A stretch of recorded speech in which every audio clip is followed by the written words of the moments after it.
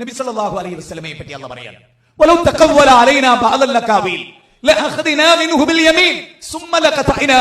ഈ വചനം ഞാൻ തിരുവനന്തപുരത്ത് ഒരു സ്ഥലത്ത് ഉദ്ധരിച്ചപ്പോ ഇങ്ങനെ ഒരു ഖുർആനിക വചനം തന്നെ എല്ലാം ഉസ്താദുമാർ വാദിച്ചു കളഞ്ഞു. കാരണം ഓല വയറ്റപ്പഴപ്പിന്റെ അടിയ ഈ ഖുർആന്റെ വചനം. എന്താ ഖുർആന്റെ വചനം? വലൗ തഖവ്വല അലൈനാ ബഅദൽ ലകാവീൽ. അല്ലാഹുവിന്റെ റസൂൽ അള്ളാന്റെ പേരിൽ ഒരൊറ്റ വാചകം കടത്തിക്കൂട്ടിയാൽ, ഒരൊറ്റ വചനം അള്ളാന്റെ പേരിൽ, ഒരു വാക്ക് അള്ളാന്റെ പേരിൽ റസൂൽ സ്വയം കടത്തിക്കൂട്ടിയാൽ സല്ലല്ലാഹു അലൈഹി വസല്ലം അള്ളാഹ് പറയാണ്, അള്ളാന്റെ വലത് കൈ കൊണ്ട് റസൂലുള്ളാഹിനെ പിടിക്കും.